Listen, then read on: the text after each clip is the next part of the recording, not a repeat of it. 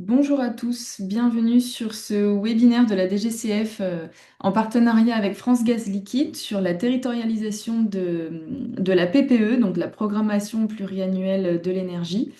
Donc France Gaz Liquide, partenaire qui nous a rejoint cette année.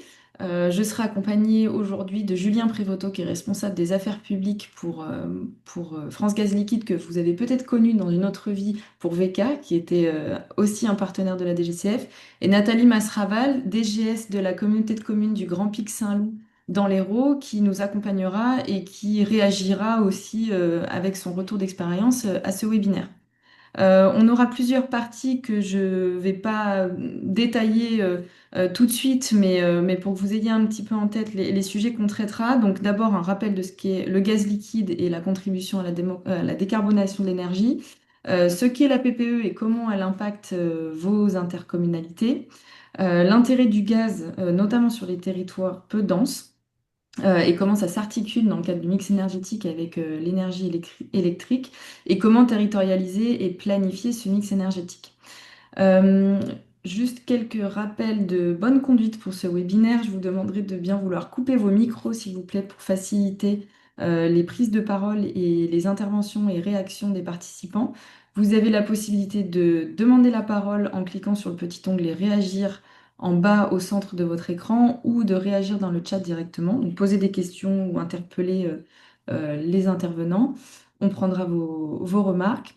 Le replay ainsi que la présentation vous seront envoyés à l'issue du webinaire. Donc pas d'inquiétude si vous devez quitter le webinaire entre-temps, il vous sera adressé à la fin de la rencontre. Je ne vais pas être plus longue, on a 1 heure ensemble. Il faudra vraiment qu'on quitte à midi, en revanche, puisqu'on a des impératifs tous les trois. Je vais laisser la parole à Julien et je vous souhaite un bon webinaire. Merci beaucoup Juliette. Bonjour à toutes et à tous. Bonjour Nathalie. Je suis ravi d'être avec vous aujourd'hui avec la DGCF que je remercie vraiment pour organiser en partenariat ce webinaire sur un sujet évidemment majeur qui est l'énergie et que nous sommes dans cette phase de définition du programme, de la programmation pluriannuelle de l'énergie. On est vraiment dedans en ce moment et il va bien falloir la territorialiser, la mettre en œuvre concrètement dans les territoires. Alors, avant d'évoquer tout ça, quelques mots sur les gaz liquides. Les gaz liquides n'est pas l'énergie la plus connue. Alors, les gaz liquides, France Gaz Liquide, c'est la fédération professionnelle, c'est le syndicat professionnel qui représente l'ensemble de la filière des gaz liquides avec ses principaux adhérents que vous connaissez certainement, qui sont Antargaz, Butagaz et Primagaz, et Engie qui est membre exploitant, puisque Engie est le membre exploitant du réseau de propane en Corse. Alors, première information, la Corse, c'est un réseau de gaz, mais c'est un réseau de gaz de propane. Donc, on fait partie de notre fédération et l'ensemble de la chaîne industrielle, les fabricants de matériel, le stockage et les transporteurs, évidemment. Donc, vous l'avez compris, ce n'est pas le gaz en réseau. Le gaz en réseau, c'est du méthane, le gaz liquide. Autrefois, on appelait ça les GPL, c'est la même chose, le gaz de pétrole liquéfié. C'est du gaz porté, stocké, liquéfié en bouteilles et citernes. Oui, Nathalie. Non, juste pour préciser, donc pour me présenter également, donc Nathalie Masraval, DG de la communauté de communes du Grand Pic Saint-Loup, qui est une communauté de communes périurbaines et rurales. Et donc, c'est vrai que cette présentation de la territorialisation de la PPE et toute la partie que va présenter donc Julien Prévoto, se fait à l'aune des territoires que nous avons dans leur diversité. Donc, notamment, là, la présentation, elle vaudra à la fois pour les territoires périurbains et ruraux. On verra la spécificité donc de la partie gaz liquide pour répondre aux besoins des territoires comme cela. Moi, juste, peut-être avant on rentre vraiment dans le sujet pour prendre juste un petit peu de la hauteur, on sait que on est dans une période où il y a des réflexions législatives sur la partie PPE. Donc, Julien va nous apporter toute son expertise là-dessus. Également, donc, je pense que ce qui sera important si on prend de la hauteur, c'est de se dire que là, on va réfléchir sur le mix énergétique, hein, en quoi la partie gaz est nécessaire ou pas, hein. On pourrait avoir un échange, un débat à ce sujet. Mais aussi, moi, en tant que VP de transition écologique, c'est important de dire que quand on parle d'énergie, la première chose, et je sais que Julien abondera dans ce sens aussi, c'est la question de la sobriété, accompagner la baisse des consommations de manière durable, hein, donc consommer mieux. Mais aujourd'hui, l'objet, c'est d'échanger ensemble sur la question du mix énergétique, hein. Donc, on le sait tous en tant que DGS Interco, ou en tout cas représentants de communes ou d'intercommunalités, de collectivités, on travaille sur les énergies renouvelables. Julien va nous expliquer en quoi lui aussi il travaille dans leur filière. On travaille sur le photovoltaïque, sur l'éolien, sur les énergies renouvelables, sur la biomasse, sur les réseaux de chaleur.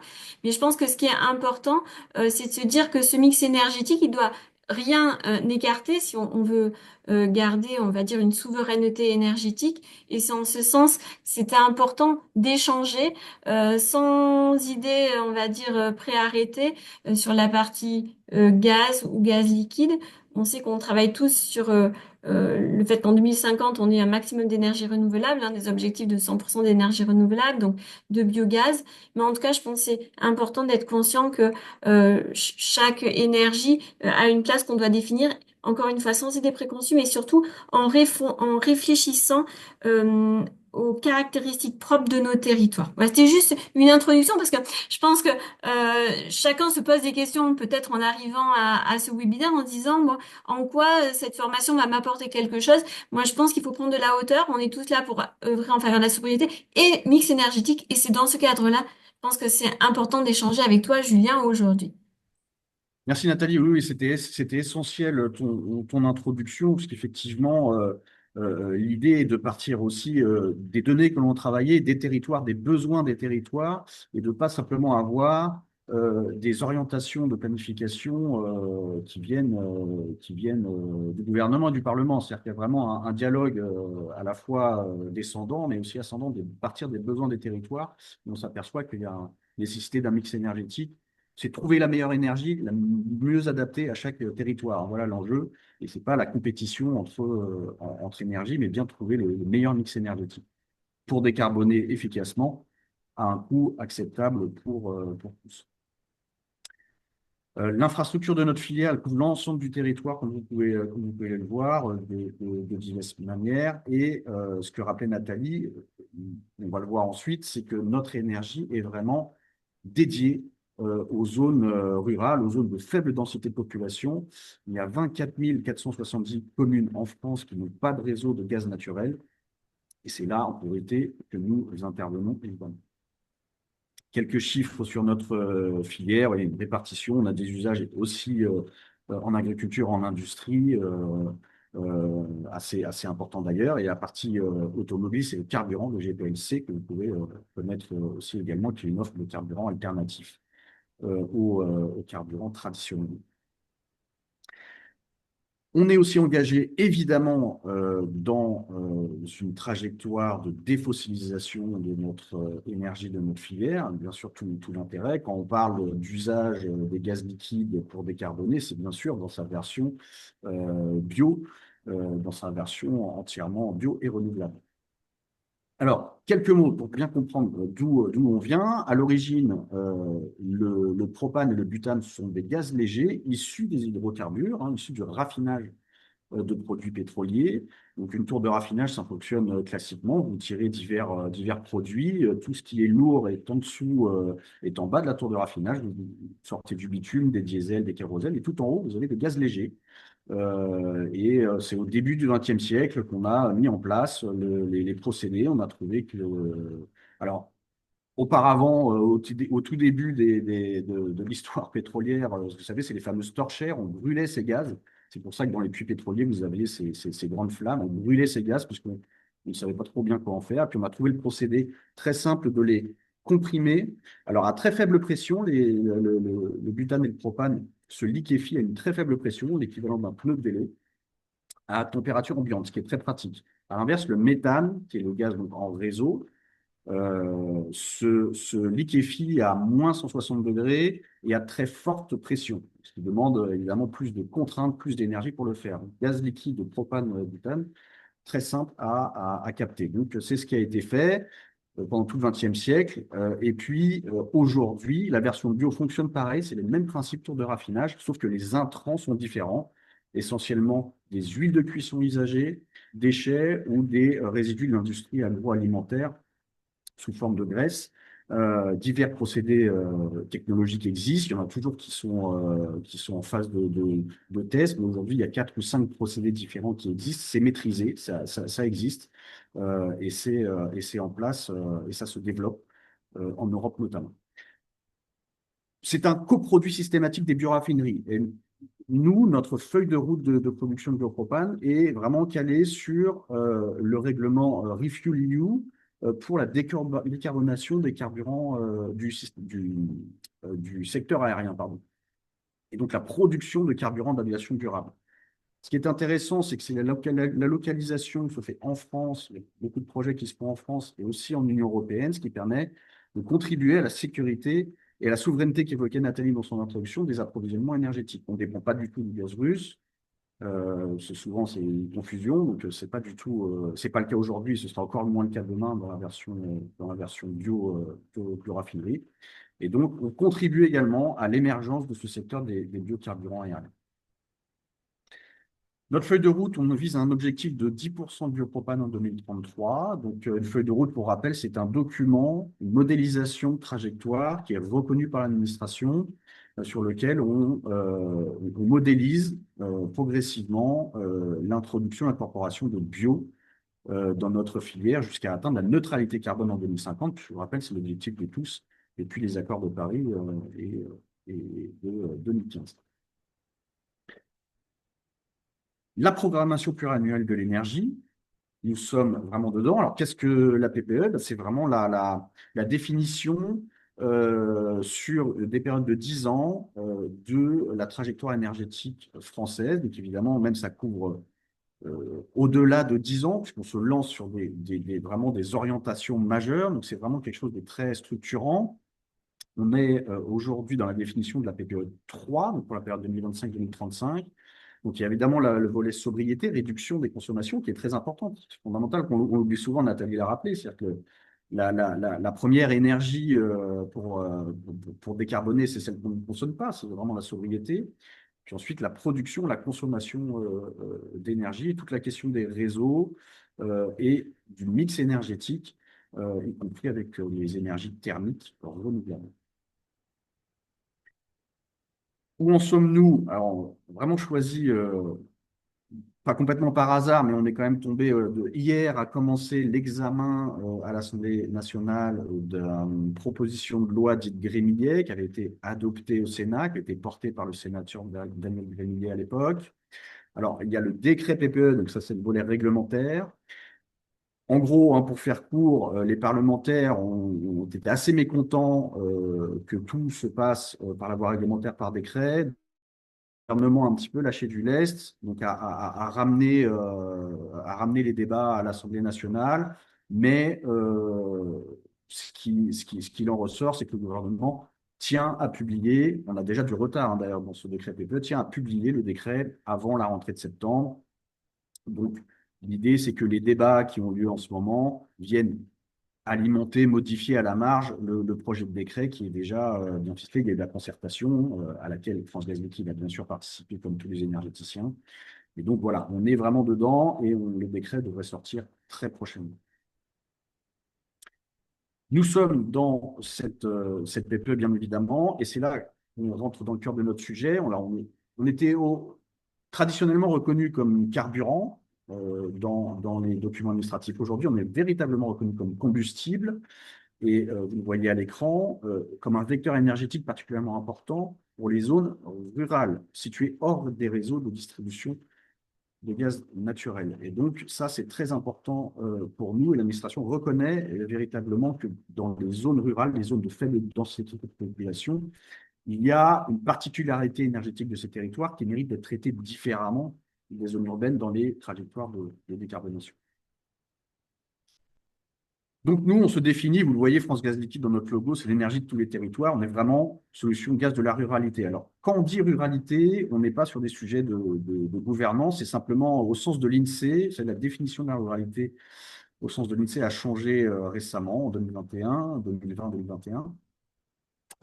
On a considéré aujourd'hui, on a fait 6 catégories de communes, 4 catégories de ruralité et 2 catégories urbaines. Et en gros, ce qui est important, c'est la densité de population. Et c'est en ce sens-là, nous, que l'on entend le concept de ruralité.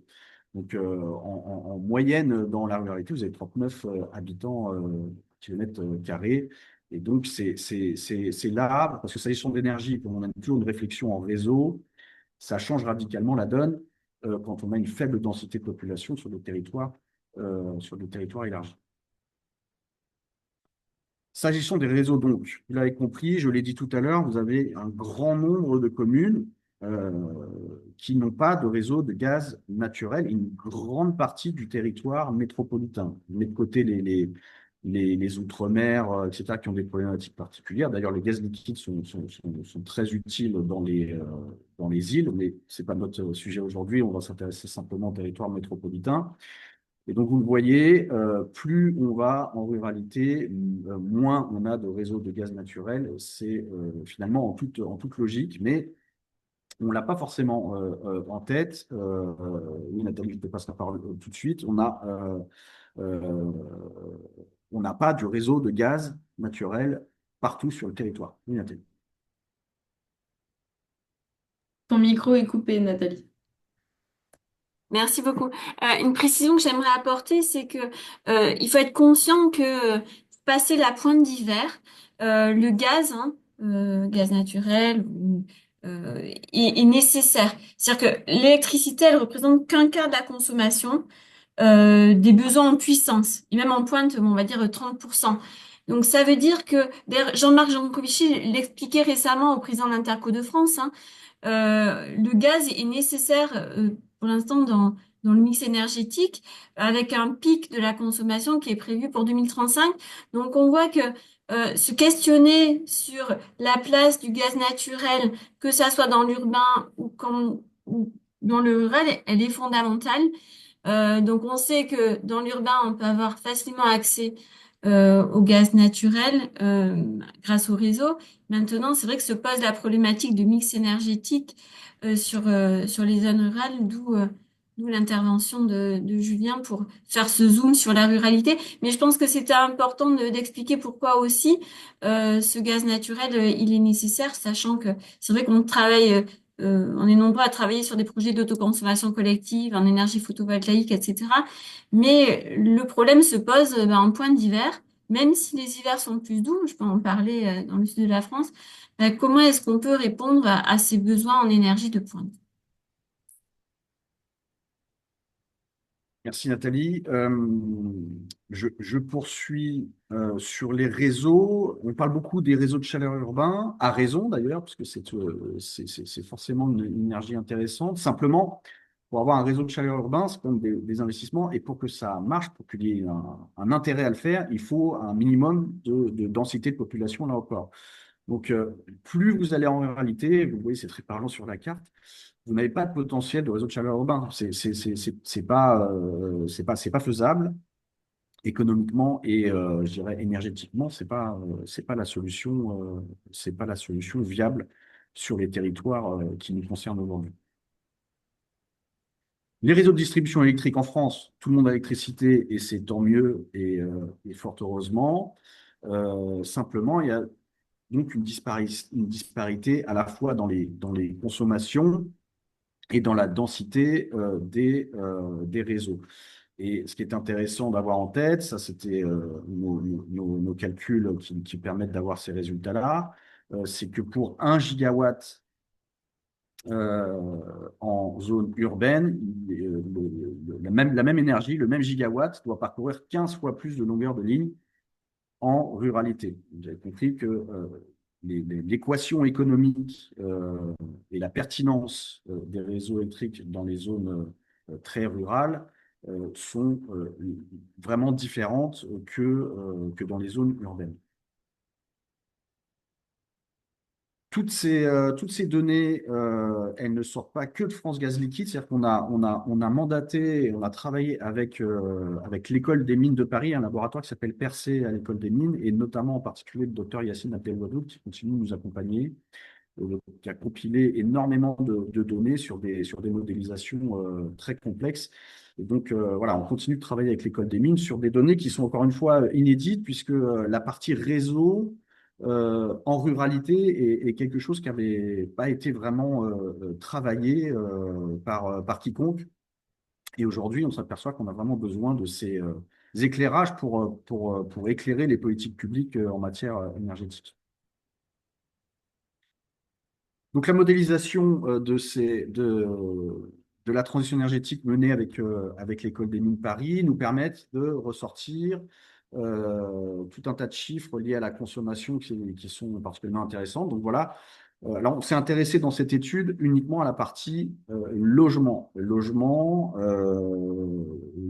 dans les 24 500 communes qui ne disposent pas de réseau de gaz naturel. Donc, voilà ce qui ressort comme mix énergétique en termes de consommation. Et vous voyez, dans un équilibre assez intéressant dans les énergies, avec une présence assez forte encore du bois pour le chauffage, l'électricité bien entendu, mais aussi la partie, alors confondue ici, mais fuel et gaz liquide.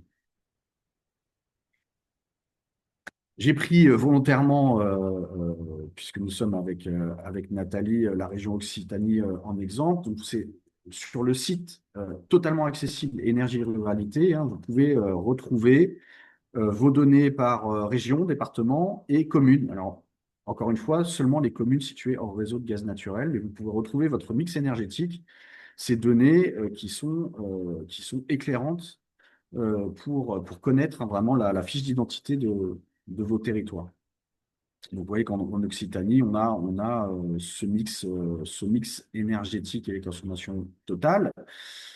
Ce qui est intéressant en ruralité, pourquoi la ruralité doit avoir une trajectoire de décarbonation aussi différente, c'est qu'on a des caractéristiques de logement bien spécifiques. Vous avez en gros beaucoup de maisons, de logements individuels, très très grande majorité, et des logements anciens, voire très anciens. C'est-à-dire, même la plupart construits, vous le voyez ici, et encore une fois, c'est pour l'Occitanie, mais on retrouve globalement ces mêmes caractéristiques pour les autres régions, beaucoup avant 1918. Je vous rappelle, les premières réglementations thermiques datent de 1970. Donc, clairement, ce sont des logements, soit qui sont mal isolés, soit qui sont difficiles ou très coûteux à isoler. Et de la même manière, ce sont des logements qui sont en général grands, voire très grands. Donc, à chauffer, à isoler, c'est des problématiques bien spécifiques. Et là où l'électricité et les pompes à chaleur, puisque c'est cette technologie qui est mise en avant pour décarboner, ne fonctionne pas de la même manière dans un logement de 150 mètres carrés d'avant 1918 que dans un appartement parisien de 60 mètres carrés. Oui, Nathalie.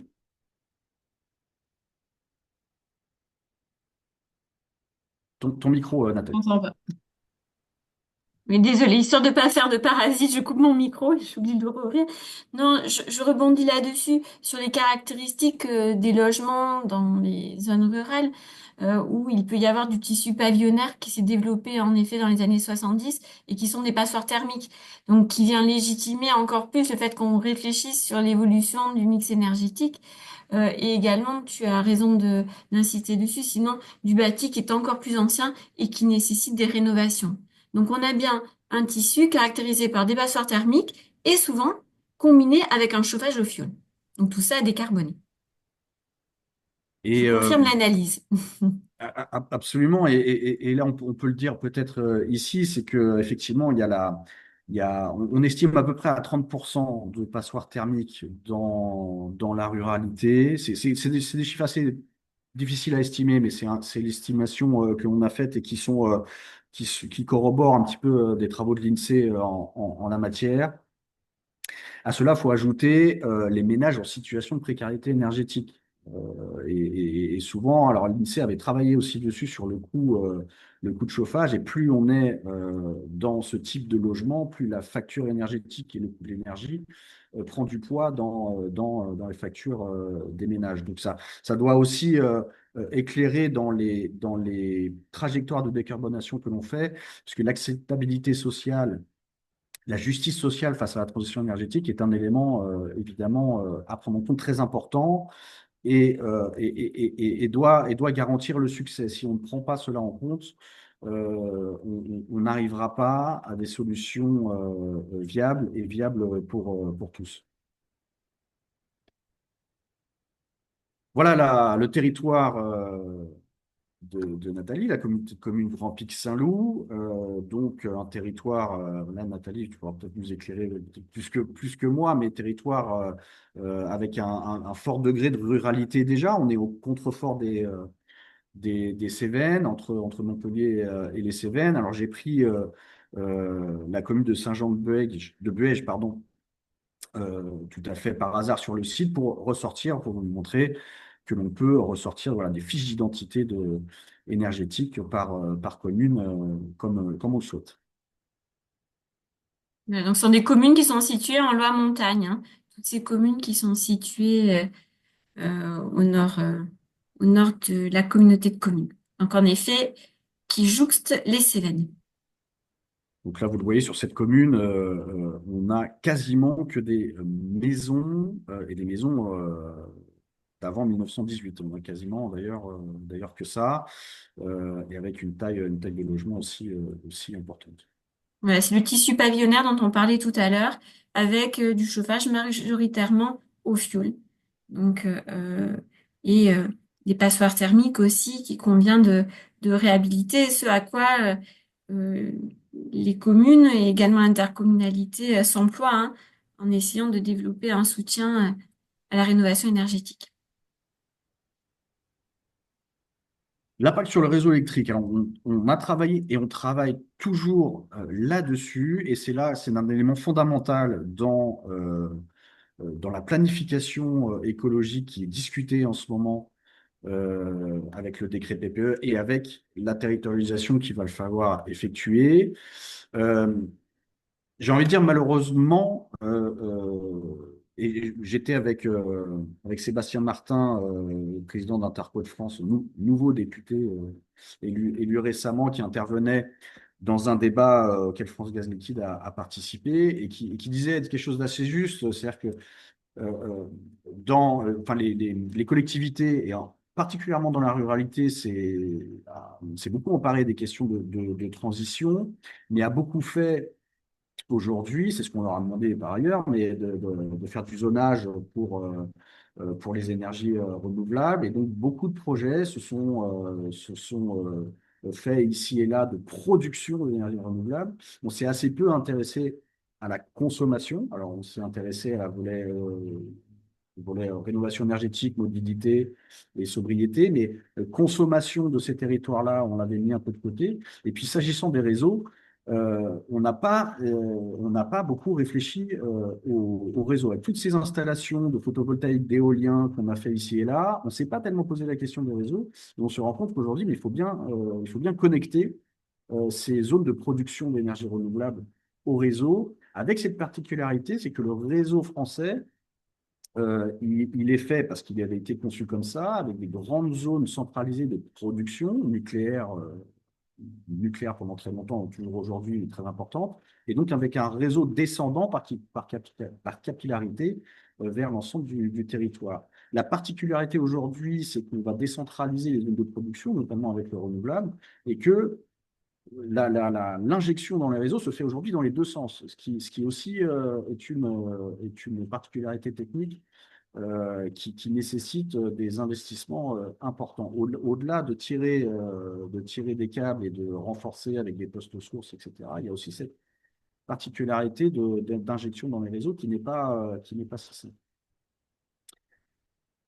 Notre étude sur l'impact sur les réseaux électriques, alors on a fait une modélisation, donc en gros, dans les zones rurales qu'on l'on a évoquées, on a fait le choix de remplacer donc les chaudières fuel propane par des pompes à chaleur et de mesurer l'impact sur les réseaux et l'impact sur les consommations. Alors là, c'est des choses complètement lissées.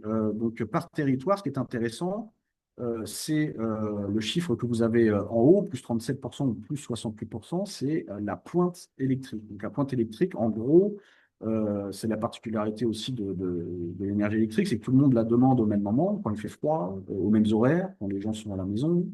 Euh, Encore une fois, s'agissant du logement, hein, je mets la partie industrielle de côté pour l'instant. Euh, il y a des territoires où on est à plus de 100% de pointe électrique, beaucoup dans le Grand Est, par exemple, mais dans plein d'autres territoires. Et là, il y a un vrai problème, c'est-à-dire que le réseau ne suit pas. Si on électrifie massivement les usages tels qu'il peut être envisagé parfois, le réseau ne suit pas et donc va demander des investissements très importants et ça interroge notre capacité à la fois à investir ces montants-là, le temps qu'il faudra pour le faire, au regard évidemment de l'urgence de trouver des énergies décarbonées viables, mais aussi de l'état des finances publiques. Encore une fois, l'acceptabilité sociale et économico-sociale des ménages. Il y a beaucoup de points qui n'ont pas été suffisamment, selon nous, interrogés et qui militent justement pour un mix énergétique beaucoup plus diversifié. On estime qu'environ 10 000 communes ne passent pas la pointe électrique à plus, en tout cas à plus de 88% de pointe. Et donc ça a été un petit peu l'angle mort. On commence à le voir, hein. Il y a des grands programmes d'investissement faits par RTE pour la partie transport d'électricité. Donc ça, c'est les lignes haute tension. Ensuite, c'est Enedis pour les réseaux de distribution électrique pour amener l'énergie jusqu'au point de consommation finale. On parle jusqu'en 2040, ce qui avait été annoncé, c'est en gros 95 milliards pour RTE, 85 milliards pour Enedis et 70 milliards pour les syndicats d'énergie, autrement dit les collectivités. Donc tout ça, c'est aussi la facture de chaque ménage, parce que vous savez, l'électricité, vous avez le mécanisme que c'est l'usager au final qui paye les investissements. Avec le système de péréquation, c'est-à-dire que c'est le fameux CAS facé, le compte d'affectation spéciale facé pour l'électrification des zones rurales, qui permet d'investir dans les zones rurales dans le renforcement des réseaux électriques. Nous, ce que l'on dit, c'est que, encore une fois, sans faire de concurrence entre énergies, nous, ce qu'on dit aux électriciens et aux élus que l'on rencontre, c'est qu'on est là pour aussi favoriser l'équation économique auquel fait face Enedis en particulier.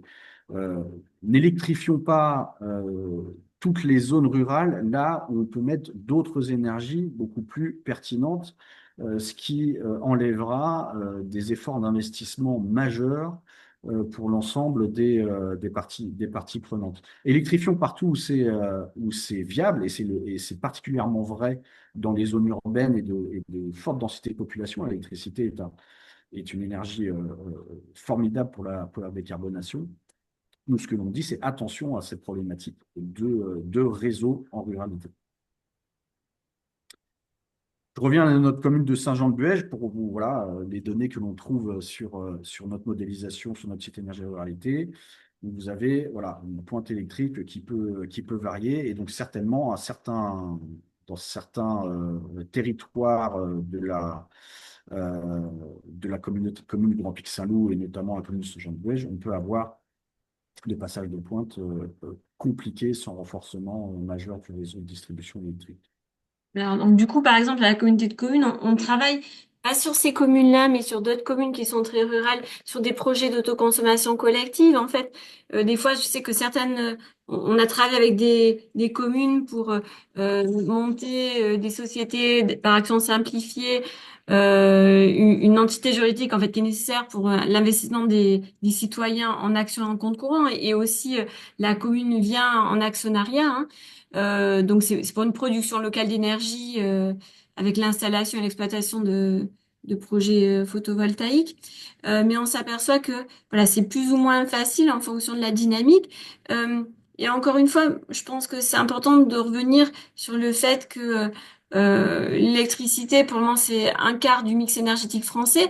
Et on voit qu'il y aura un pic de gaz en 2035-2040. Ça corrobore un peu ce que dit Julien, c'est que pour mettre les choses en route, dans tous les cas, il y a une latence. On peut pas investir partout. Il faut être conscient en termes d'acceptabilité sociale qu'il faut trouver une solution pour tout le monde. D'où notre échange aujourd'hui. Il faut trouver la bonne solution au bon endroit en fonction du contexte de chacun, de la volonté d'investir de chacun aussi sur des solutions qui se doivent d'être diversifiées pour notre souveraineté. Absolument. Alors, là, on s'est intéressé à la partie logement, usage professionnel, juste en quelques mots, parce que c'est aussi important pour vous montrer que les gaz liquides sont utilisés partout sur le territoire, donc à des degrés divers, et vous le voyez en Île-de-France beaucoup moins qu'ailleurs, encore une fois, parce que il y a une forte densité de population, c'est pas là où notre énergie est le plus utile, mais vous voyez, dans toutes les régions, il y a un usage et très diversifié dans divers procédés. Donc ça, c'est véritablement intéressant. Il y a certaines filières qui dépendent vraiment aujourd'hui du gaz et en l'occurrence du gaz liquide. Alors, vous voyez quelques exemples, c'est pas exhaustif, hein, mais par exemple, le séchage du grain de maïs, c'est majoritairement un procédé gaz liquide. Ça a été beaucoup le cas pour la distillation, la verrerie, mais vous retrouvez l'usage dans l'élevage aussi et dans des usages agricoles. Mais les campings sont très utilisateurs de gaz liquide. Évidemment, vous n'avez pas des réseaux de gaz dans tous les campings. L'intérêt du camping, c'est d'être un petit peu dans la nature et donc situé hors réseau. Donc, il y a des usages très diversifiés.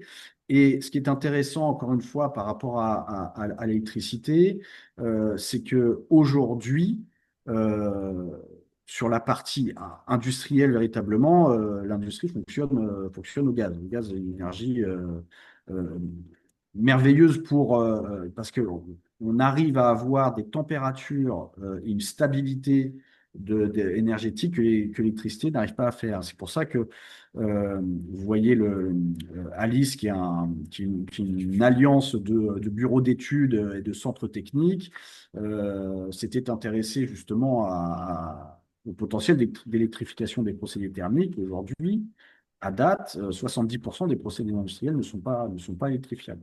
Donc ça pose quand même un certain nombre de questions, surtout qu'on parle beaucoup de réindustrialisation. Bah, comment fait-on pour aller au bout de la réindustrialisation? On sait aussi que le foncier et la ruralité, on peut faire vivre les territoires. Ben, il y a besoin d'activités économiques, d'industrie et d'activités. Donc, euh, intéressons-nous aux énergies thermiques renouvelables. Voilà, c'est ça aussi notre message. Le biogaz, vous connaissez les méthaniseurs, etc. Donc le biogaz, le méthane qu'on va réinjecter dans le réseau, il y a quand même tout un tas de projets qui se sont développés, c'est intéressant. Et là où il n'y a pas de réseau, les biogaz liquides, il y a aussi la version renouvelable, le biopropane, qui peut être tout à fait pertinent dans ces usages-là. Oui, Juste, président de la on a une PPE. petite remarque avant de poursuivre. Oui. Adrien Marchand qui nous dit que le pic de gaz était dans les années 2000 en France. Je ne sais pas si ça vous fait réagir. En termes de consommation, oui, parce que, enfin, très certainement, j'ai pas vérité les chiffres en tête, mais quand on parlait de sobriété tout à l'heure, nous, notre filière connaît la sobriété, c'est-à-dire qu'aujourd'hui, effectivement, il y a moins de volume de gaz liquide distribué que dans les années 2000. Effectivement, on est déjà, nous, sur une trajectoire de sobriété, c'est-à-dire qu'on gérer une décroissance de cette consommation d'énergie. Donc, s'agissant du gaz en réseau, du méthane, ça doit être sensiblement la même chose. Donc oui, tout à fait. Il faut savoir gérer les deux. À la fois le volet sobriété qui est intéressante, malgré tout, il y a un niveau plancher, c'est-à-dire que l'énergie, on en aura toujours besoin d'un minimum d'énergie. Il faut qu'elle soit renouvelable, décarbonée et avec un impact mineur sur l'ensemble des autres ressources, puisque là, on n'a qu'une heure, mais le sujet est très vaste. Mais s'agissant de l'électricité et sur l'impact des autres ressources, l'Agence européenne de l'environnement a sorti un rapport récemment. C'est intéressant de constater, par exemple, qu'on consacre en France 45% de l'eau extraite sert au refroidissement de la production électrique, sert à la production électrique. C'est énorme. C'est-à-dire qu'on imagine que l'électricité, bon, c'est décarboné, ça sort un petit peu de nulle part. Je ne rentre même pas dans le débat sur les déchets nucléaires, évidemment. Mais il y a forcément l'énergie, on en a besoin, mais ça a un impact nécessairement c'est une ressource. Donc, il faut qu'elle soit optimisée, raisonnée et avec un maximum d'efficacité, de performance et de sobriété.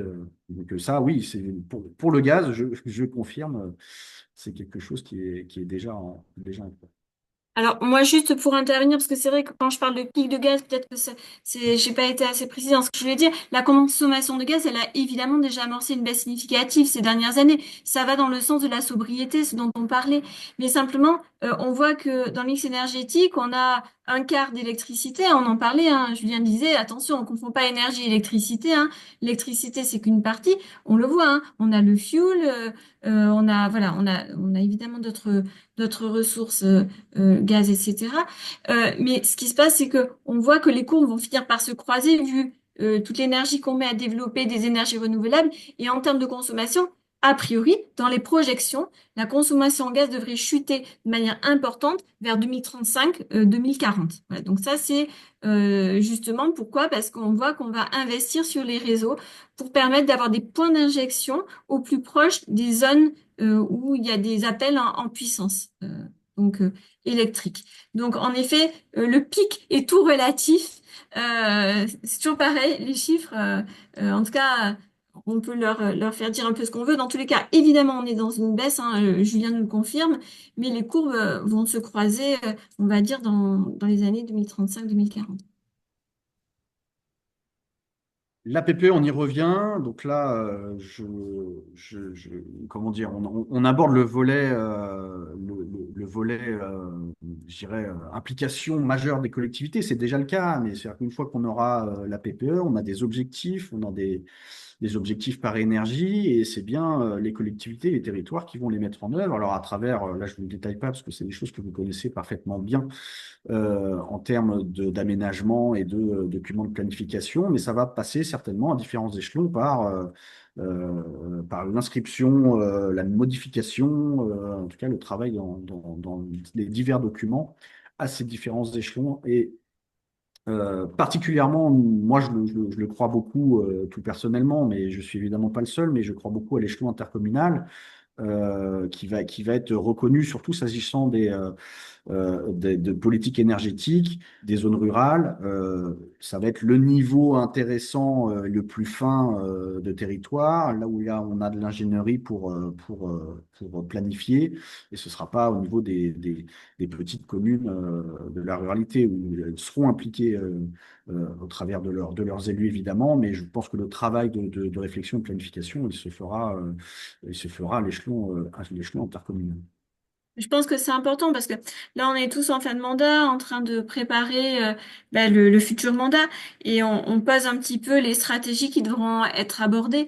Et c'est vrai qu'on parle souvent des stratégies en termes de mobilité, des stratégies en termes de préservation de la ressource en eau. Et c'est vrai que la partie stratégie, schéma directeur des énergies, elle est fondamentale à peser. Et c'est pour ça que c'est bien des fois de prendre un peu de la hauteur et ce qu'on dit là à l'instant en disant bon ben oui, on va baisser les consommations, c'est la première chose. Oui, on va réfléchir au mix énergétique et regarder la typologie de notre territoire et là où sont les besoins. Et puis aussi, je pense que là, on a parlé de pic, mais aussi de baisse au total, hein. Pour moi, quand on parle de pic, c'est baisse de la partie gaz d'ici 2035 qui sera importante. Mais il y a aussi la montée en puissance du biogaz. Julien nous l'a abordé avec aussi dans cette PPE cette volonté de l'augmenter, hein, avec des seuils qui restent à stabiliser. Julien, tu pourras nous détailler tout ça. Je pense que les décrets nous apporteront peut-être plus de visibilité. Mais voilà, je sais que GRDF, sur la partie gaz naturel, biogaz, eux, ils ont des objectifs de 100% de biogaz en 2050. Voilà, donc d'ici 2035, ça sera plutôt vers du 50. Mais voilà, on voit qu'aussi on a cette logique on va dire, de décarbonation de l'énergie. Et ça, c'est important de le poser dans nos schémas directeurs d'énergie et savoir où on veut aller. Encore une fois, j'y reviens en fonction de la typologie de nos territoires, des points d'injection, on en parlait, des réseaux, ceux qui peuvent supporter, d'être réaliste, hein. On l'a trop vu avec les problématiques de l'Allemagne qui voulait décarboner et qui finalement a réouvert des usines à charbon, ou en tout cas a fait appel à l'énergie de la France qui, elle, était nucléaire. Donc, toujours être pondéré, je pense, dans nos démarches. Absolument. Et nous, c'est notre démarche également de produire. C'est pour ça qu'on s'est lancé dans la production de données, vraiment dans l'étude sur les territoires qui nous intéressaient, parce que je pense qu'il y a besoin, voilà, de comprendre la fiche d'identité énergétique de son territoire, de comprendre les objectifs où on veut aller, et ce qui permet de proposer des choses les plus optimales, parce que je crois beaucoup, évidemment, il y a le décret PPE, c'est des réflexions qui se font au niveau national, mais je pense beaucoup que l'expérience territoriale, la connaissance des territoires, ça va aussi passer par là. C'est-à-dire que c'est pour ça aussi que France Gaz Liquide s'est rapproché de la DGCF. Je crois beaucoup à la remontée de retour d'expérience que vous pourrez avoir sur vos territoires qui vont pas se décarboner de la même manière si on veut le faire sérieusement et de manière optimale. C'est-à-dire qu'on ne va pas décarboner la communauté de communes du Grand Pic Saint-Loup de la même manière une interco dans le Jura ou dans le nord de la France. C'est-à-dire que euh, il y a ces particularités énergétiques. Encore une fois, ces questions de ruralité de réseau. À vous ensuite de proposer à vos élus et de faire résonner un peu ce mix énergétique où on aura besoin des énergies thermiques renouvelables. On ne fera pas du tout électrique. C'est pas la solution raisonnable et je pense qu'on n'arrivera pas à le faire, ne serait-ce que pour des questions de finances nationales, locales. Je pense que ça ne passera pas. On fera augmenter le prix de l'électricité pour tout le monde. Alors, on parle de réindustrialisation, mais si le prix de l'électricité fait x2 pour nos industriels, ça ne va pas fonctionner. Donc il y a vraiment ces réflexions et vous allez avoir, vous, en tant que DGS dans vos territoires, mais l'ensemble des acteurs locaux, élus y compris, vont avoir un grand rôle pour aussi faire entendre cette voix des territoires en militant pour un mix énergétique diversifié, hein. Ce sera vraiment fondamental pour l'avenir.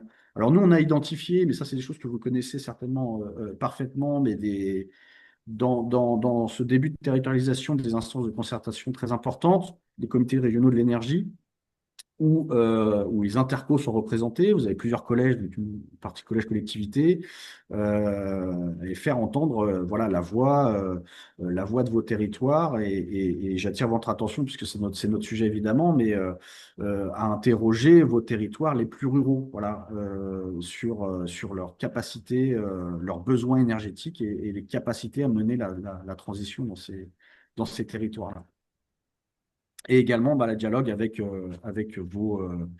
vos syndicats d'énergie, on travaille beaucoup, nous, avec la FNCCR, évidemment, qui comprennent bien nos problématiques. La FNCCR, évidemment, représente les concessionnaires en réseau, hein, évidemment, mais donc ils voient bien cette particularité des zones hors réseau et ils se montrent aussi inquiet, comme j'ai pu peut-être le faire passer, sur notre capacité à étendre, renforcer le réseau de distribution électrique partout sur le territoire. Encore une fois, dans un temps imparti raisonnable et des coûts raisonnables.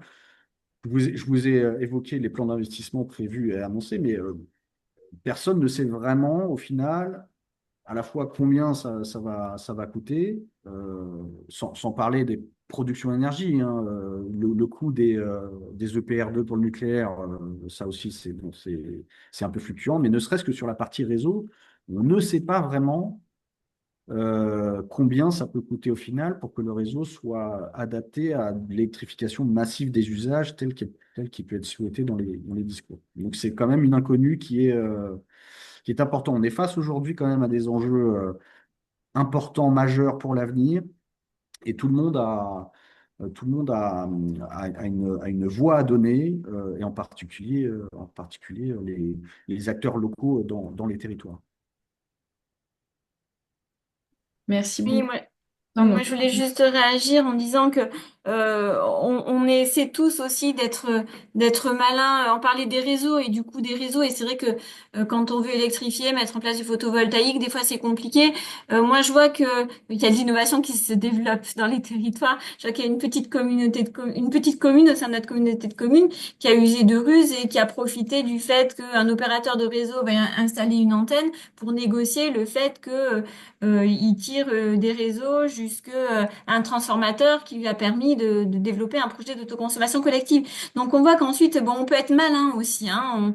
On a des manières aussi d'arriver un petit peu à ruser pour faire encore partie encore de ce qu'on appelle le local en fait, hein, du global mais aussi du local, hein. On peut avoir des grandes idées sur la mixité, mais ensuite la question, c'est de faire du local. Et justement, Julien, je pense que ça pourrait être intéressant que tu nous fasses part d'un exemple dont tu nous avais parlé quand on a préparé le webinaire. C'est la question des pruneaux d'Agen. Non? Oui, Si je me trompe oui, pas. oui, oui, absolument. Ça Bah, m'avait amusé, mais je trouve que c'est une bonne illustration des solutions locales, en fait. oui, bah dans les usages professionnels que j'évoquais tout à l'heure. J'évoquais le séchage de maïs, mais il y a par exemple effectivement le séchage des pruneaux. C'est un procédé, et dans cette région-là, ce sont les gaz liquides qui assurent.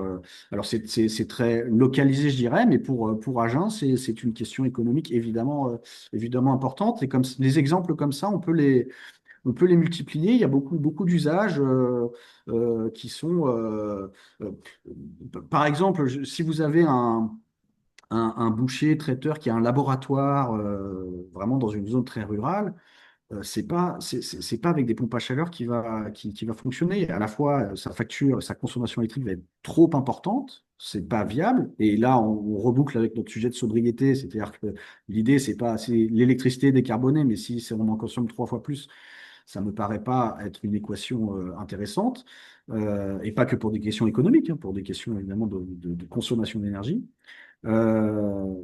Dans cet exemple-là, ça va être un réservoir de propane, de biopropane, tant qu'à faire, puisque maintenant c'est cette trajectoire-là que l'on vise qui va être utilisée. Voilà, des exemples comme ça, on peut en multiplier. Le problème en France, enfin le problème, c'est historique, mais on a réfléchi à l'énergie, on a une culture des réseaux. Donc, on a une poids dans les réflexions et dans les programmations des réseaux qui est fondamentale. C'est-à-dire qu'on réfléchit d'ailleurs très centralisé, et on va aller tirer des réseaux un peu partout dans le territoire pour le gaz. Ça a été longtemps pour le gaz, pour l'électricité. Et on a moins la culture des énergies portées, stockables sur place, donc des énergies thermiques. L'autoconsommation, ça n'a pas été chose aisée aussi à mettre en place parce que c'était pas culturel. Dans la consommation d'énergie et l'énergie disponible, il y a beaucoup de solutions qui existent, donc elles méritent d'être interrogées. Je donnerai un dernier exemple s'agissant des gaz liquides. Il existe aussi, il y a à peu près 1000 à 1500 sur le territoire métropolitain, des mini-réseaux de gaz propane. Donc, vous avez par exemple une citerne ou deux ou trois d'ailleurs, hein, c'est pas exclu, citerne de propane ou biopropane. Et ensuite, vous avez un mini-réseau qui va alimenter un petit centre-ville, trois, quatre bâtiments publics, bâtiments communaux, un gymnase, une école, la mairie, qui fonctionnent en délégation de services publics. Et donc ça aussi, c'est des solutions qui existent. J'évoquais la Corse en début de webinaire. Voilà, la Corse est un grand réseau de propane. C'est une zone non interconnectée, les fameuses ZNI, elle n'est pas raccordée, la Corse, au réseau de gaz naturel métropolitain, donc qui fonctionne au propane au niveau de l'île avec un grand réseau de propane. Vous voyez, il y a des usages, des utilisations très différentes ici et là. Pour les petits réseaux de propane en délégation de service public, on a beaucoup de ces DSP existent en Normandie. Alors, je ne pourrais pas vous dire pourquoi, c'est historique, mais il y en a beaucoup en Normandie, par exemple. Voilà. Merci. Est-ce qu'il y a des réactions, des questions? C'est le moment de prendre la parole. Bon. Bah, écoutez, En tout cas, si... peut-être pour conclure, peut-être Nathalie aussi voudra peut-être dire deux mots pour conclure. On a déjà dit beaucoup de choses. Moi, je suis vraiment encore une fois très content d'avoir eu cette opportunité avec le DGCF de passer ces messages parce qu'on n'est pas l'énergie la plus connue ni la plus reconnue, mais voilà, de dire que la filière est engagée sur sa version bio et qui est une alternative parmi d'autres à envisager dans la consommation énergétique d'un territoire et que elle est aussi économiquement viable pour les foyers modestes, hein, parce que vous pouvez mettre dans une maison qui fonctionne avec une chaudière, vous n'avez pas besoin de changer d'équipement. Hein. La molécule bio est la même finalement, elle est produite de manière bio-renouvelable, mais au final, elle marche dans l'équipement actuel. Ça aussi, c'est intéressant parce que sans aide publique majeure, on ne sait pas ce qu'elles deviendront à l'avenir, mais le coût d'investissement dans une rénovation énergétique et des pompes à chaleur sur une grande maison rurale pour des ménages modestes ou en situation de précarité énergétique, c'est un coût vraiment très, très, très important et on se demande quel sera le degré de fiabilité, de viabilité par rapport à ça. Oui, et moi je voudrais peut-être aussi conclure sur le fait que bon, on est actuellement hein, dans l'attente du décret de programmation de la PPE, hein, et pour la période 2025-2035. Bon, c'est vrai que on a toujours le Green Deal européen qu'on doit faire aboutir, mais moi je suis contente qu'en tout cas on aborde aujourd'hui la spécificité des territoires ruraux. Parce que bah, il y a des angles morts de nos politiques publiques des fois.